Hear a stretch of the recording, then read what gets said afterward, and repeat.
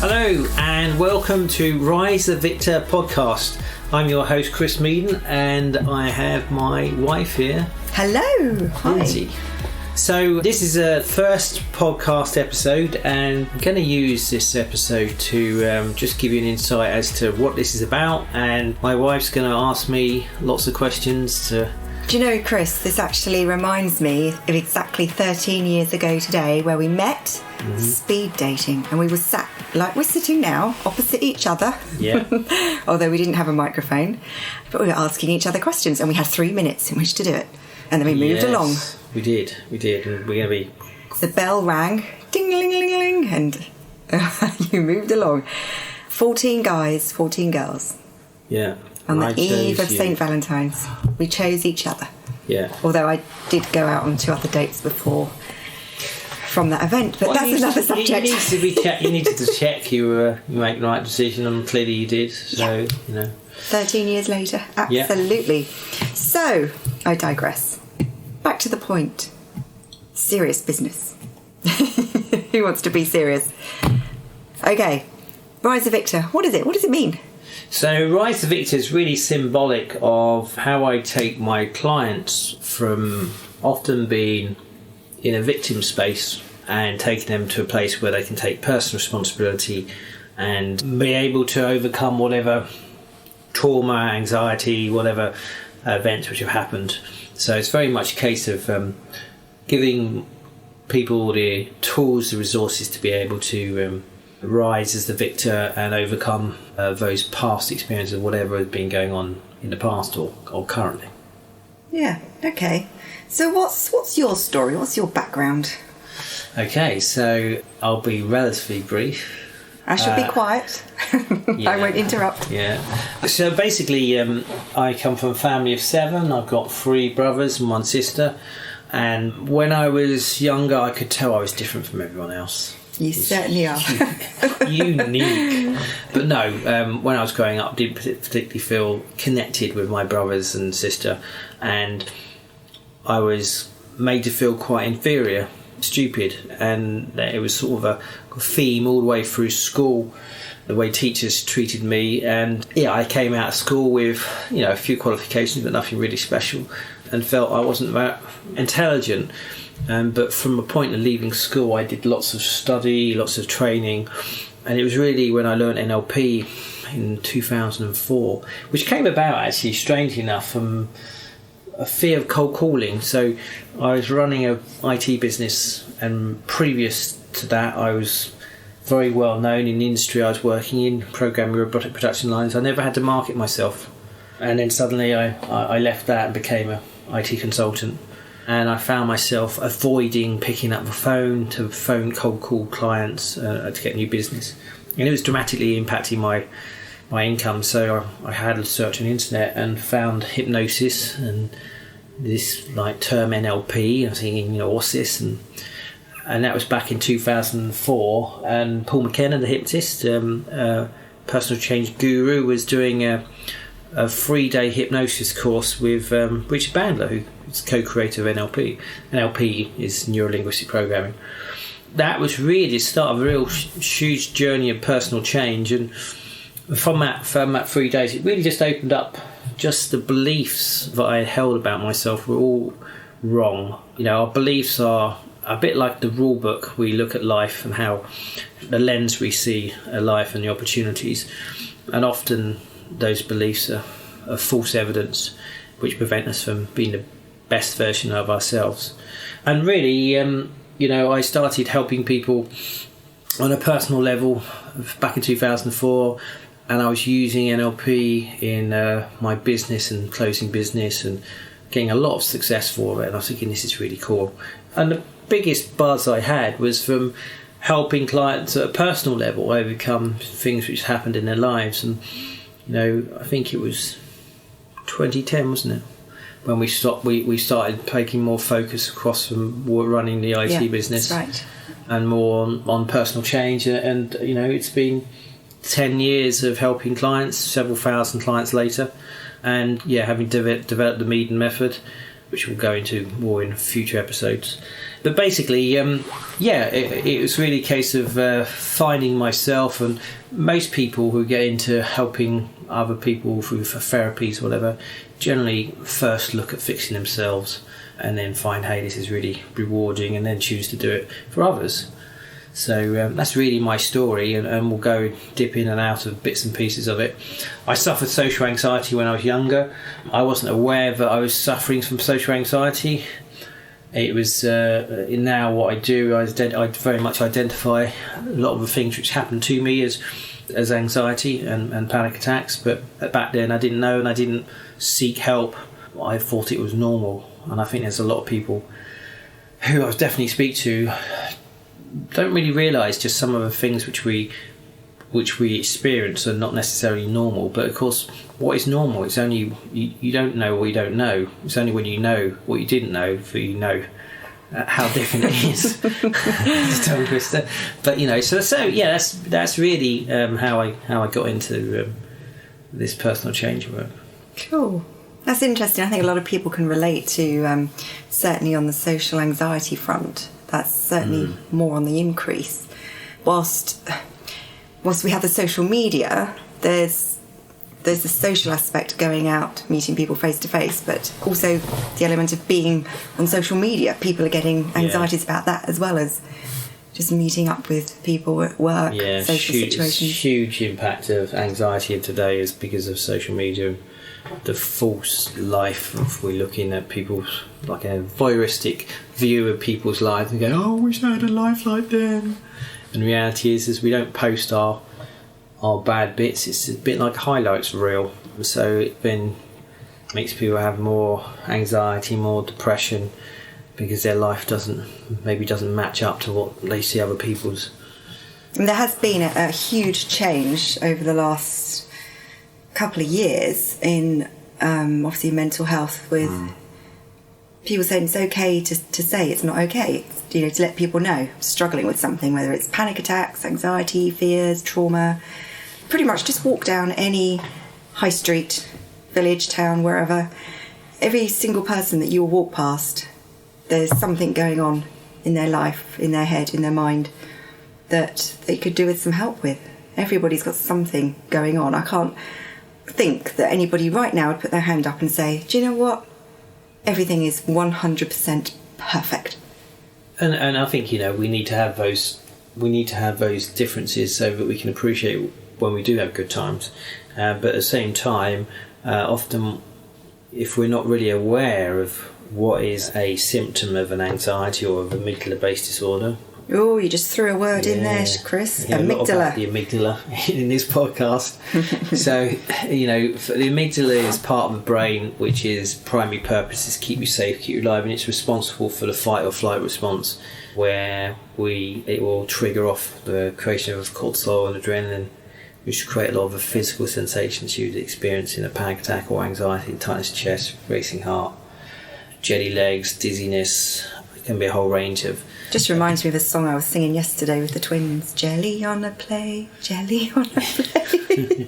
Sorry, I digress. Well, it is a strange thing, because when we create adrenaline, it is for preparation for your body to take some defensive response. But often the actual sensations you experience make you feel weaker and often off balance and feel like unstable, whereas actually it's preparing your body to be able to exert some defensive response, but it comes across as the opposite. Absolutely. Yeah. Absolutely. So who would you say is overall responsible for mental health, mental well-being? I think we all have to take personal responsibility in our own well-being. However, that said, there's obviously lots of environmental factors which are influencing how we are, and that's often diet. It's the society and the way society is going. We're always bombarded with messages through different media channels as to what creates happiness. You'll be happy if you have this latest car, this latest phone, this latest holiday. It's a continuous bombardment of buy this, have this, and your life will be better, you will be happier. And so many people are on a treadmill trying to achieve and to gain all these things, and then finding that when you do get them, you know what, you're still not happy. And it's a continuous process where it's about being able to step back and recognise, we are being manipulated in social media through the algorithms to sell stuff to us, and it's easy for us to forget that whilst it's a platform for connecting with friends, keeping in touch, the incentive of Facebook and all the likes are about monetising your eyes on their platform. So I think that when we talk about responsibility for mental health, we have to take care of ourselves in terms of our physical health and what we eat, and society is shifting in such a way where everything is set up for convenience. So currently we're being influenced and hypnotised that we should just, every time we want to feel hungry, we want to go and get Just Eat or Deliveroo or whatever. Let's not take responsibility for our diet, let's just get something in. So everything's becoming convenience in every way, and as a consequence we're not taking responsibility. And diet has a significant aspect about our mental health. Certainly does. Yeah, certainly does. So just thinking about what you do, obviously you've trained in certain style of modalities or methodologies or therapies or whatever you want to call it. There's so much out there. There's psychiatry, psychology, there's CBT, there's counselling, NLP, hypnotherapy. There's loads. And I think for just the majority of us, how do you know what works, what's right for you? How do you know which is best, what to avoid? How does anybody know? That's a really good question, and you could go on for this quite in depth. The problem this could be a topic for a whole other episode. I think so. Because a natural course of action is, if we're not well, we go to our GP. And obviously we're talking in the context of UK. For our friends overseas, I suspect you have similar. Go and see a doctor's and then get a diagnosis. But in the UK with the NHS, it's very much a case of, if you're not feeling great, then you're given some antidepressants, and then put on a waiting list for some CBT, cognitive behavioural therapy, and off you go. And that seems to be pretty much the standard course of action for GPs in the UK at the moment. Hopefully that will change. And when we will talk about medications and stuff and the drugs in other episodes, but ultimately the medication often is just disguising or masking the issues and just kicking the problem down the road by subduing our responses rather than actually resolving things. And often where we recover from mental health, it's often the circumstance, the situation in life has moved on, a relationship has changed, or some stressor has been removed, rather than actually being the drug which has done the job. So, but effectively, it is a difficult one, because your first point of call is what your doctor says, and then take the treatment. But CBT and counselling has a place in helping people, but unfortunately, with more amygdala-based disorders, being panic attacks, anxiety, PTSD, and other related conditions, CBT and counselling is not really the best course of action. It's that's come, a lot of that because of what clients have told you. They have Absolutely. Gone through years and years of this. It's not just you saying that. No. You actually can back that up with people who have gone through that for so many years, yeah, and have said, help. Yeah. You're my last resort. Most clients have seen me, have spent years in therapy, tried everything under the sun, spent thousands, sometimes tens of thousands in treatment, and often feel they're completely broken and nothing's going to work. That's the most common sort of mindset that I have for clients who see me.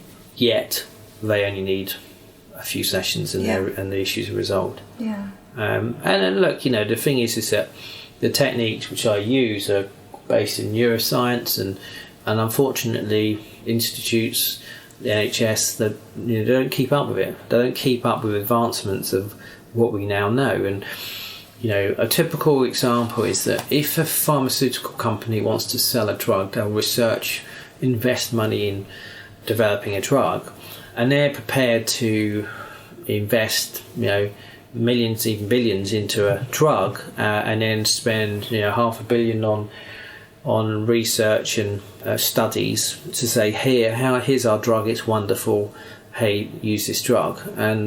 But they know from the outset, when they get a drug approved by the various governments around the world, they'll have contracts for 25, 30 years selling those drugs. So there's a guaranteed model. So there's money, whilst there's an upfront investment in the creation of a drug, ultimately they know that for every drug that they create and is successfully approved, they will get significant revenue for the next 10, 20, 30 years with that drug and variations of that drug. So the problem you have is when you have alternative therapies which have better results, the argument is always, well, where's the empirical evidence? Where's the evidence? Where's the studies to back up your claims? Now, of course, that means that, pharmaceutical companies have got masses of resources and finances available to do this. But any new modality, depending on whoever created it, have got to self-finance that empirical evidence, and the costs are just huge. So often there are techniques out there which are more natural, more alternative than pharmaceutical interventions, but they don't get the funding to be able to prove. So consequently, it's really down to the individual who discovers these modalities and finds they're really good. But the thing is, they're very much unknown because the finance, most people who create these techniques aren't business people. They're not big corporations. A corporation will look for how much profit can we make. They're looking to provide a return for investment for investors. So the intention of a pharmaceutical company is to make money, whereas the intent of someone with alternative therapy is to help. In the first is the first point you call, and less so on how much money can I make or how can they make. So the problem you have is this issue. So it makes it difficult because ultimately you have to go on to find your own evidence and do your own research. So I think that's a big point, really. Yeah, okay. I mean, I think that's a topic that can be spoken about at length in a future episode. And talking about future episodes, what have you got coming up?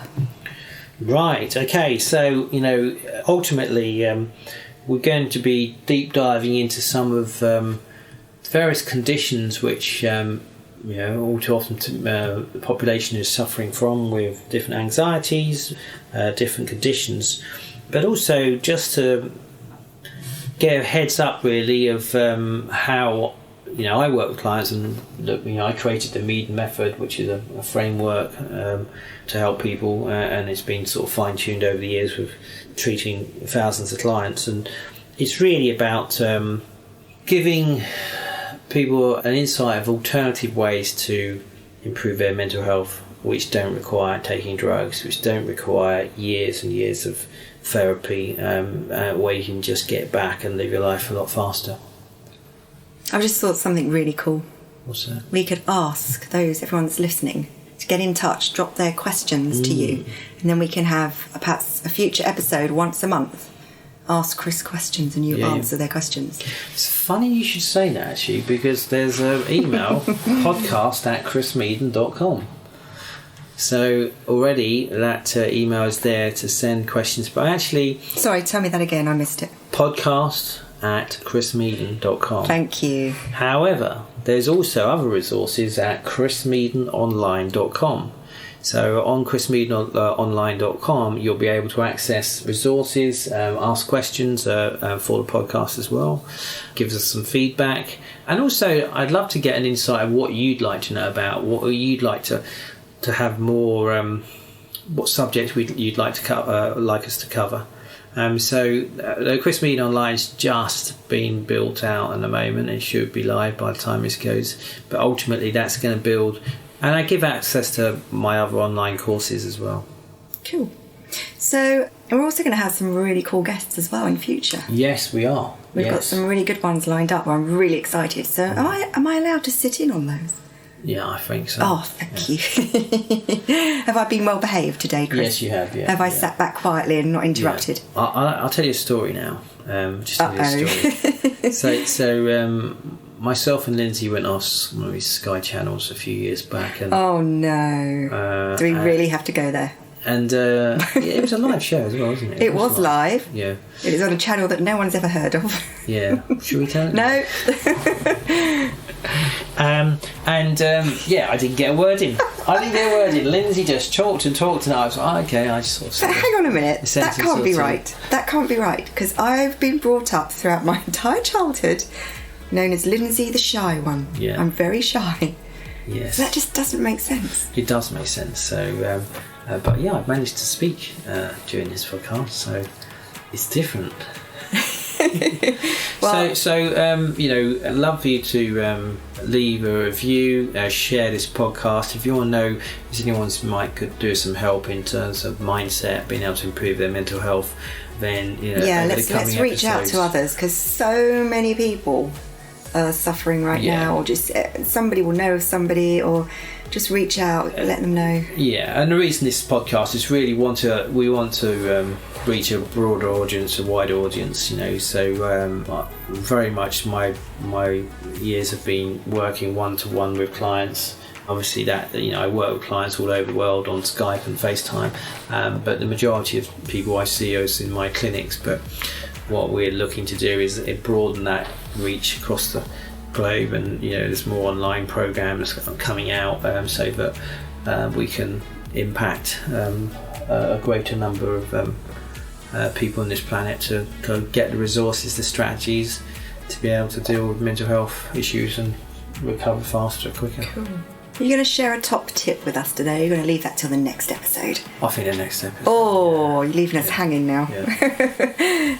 Thanks, Chris. Right. I've enjoyed that. Yes, it's been interesting. It's been nice chatting to you opposite across a little table, just like 13 years ago. Yeah. Nothing's changed, just a few more wrinkles.